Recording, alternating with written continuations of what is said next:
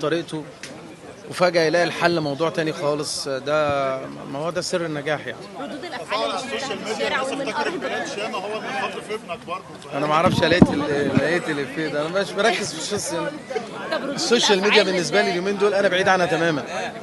احنا جوه اللوكيشن ما بنخرجش يعني. النهارده اهو 26 رمضان انا ما خرجتش بره اللوكيشن. يعني عندك ما شاء الله تفاعل رهيب جدا بعد كل حلقة في لازم يطلع. هم بقى الرجاله بتاعتنا ناس محترمه وناس فاهمه. بيتعلم مع الناس ابننا كده طبعا ما كناش متوقعين الردود الافعال والفيديوهات اللي اتعملت عليه والتيشيرتات اللي اتعملت ومحلات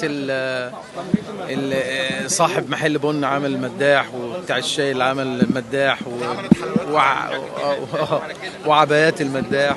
الحمد لله. انت بقالك 3 سنين بتعمل شخصيه صبر المداح اللي بيتعامل مع الجن والعفاريت. ردود افعال الناس اللي حواليك بقت عامله ازاي؟ هل في ناس مثلا من اصحاب بقوا والله يعني انا شايف ان دي ناس مأفورة، احنا ولا اي حاجه، والناس والمواضيع دي ما فيهاش اي حاجه خالص ولا تقلق، ولو الناس بتقلق من الحاجات دي خالص يعني. انا اقلق من بني ادم اكتر لو بني ادم مش حلو يعني. شايف ان المداح ممكن يتحول لفيلم؟ مش عارف، وارد، ممكن يتحول لو فكره حلوه. هل عشان تطلع افكار جديده؟ ايه، عمري ما فكرت في المنافسه، عمري والله العظيم. يعني دايما انا اتعب وانزل، واكيد كلنا يا رب يكرمنا كلنا، لان كل الناس تعبت في مسلسلات. يا لهوي. لا شامة اللي خطف ابن جعفر العمدة هو اللي كان خطف ابنه. لا شامة اللي خطف ابن جعفر العمدة هو اللي كان خطف ابنه. انا مش عارفه بقى دي كوميديا جديده دي ولا ايه؟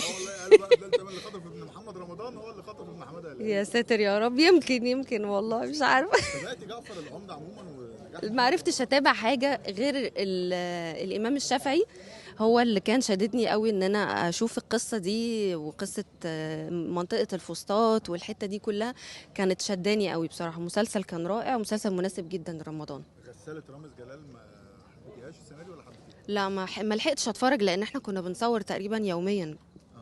بس لو اتعمل جزء رابع من المداح تحبي ان ده يحصل يعني؟ مش عارفه والله، على حسب القصه هتبدا ازاي وهتنتهي ازاي. لازم تبقى دراما اقوى بكتير من اللي احنا عاملينه السنه دي.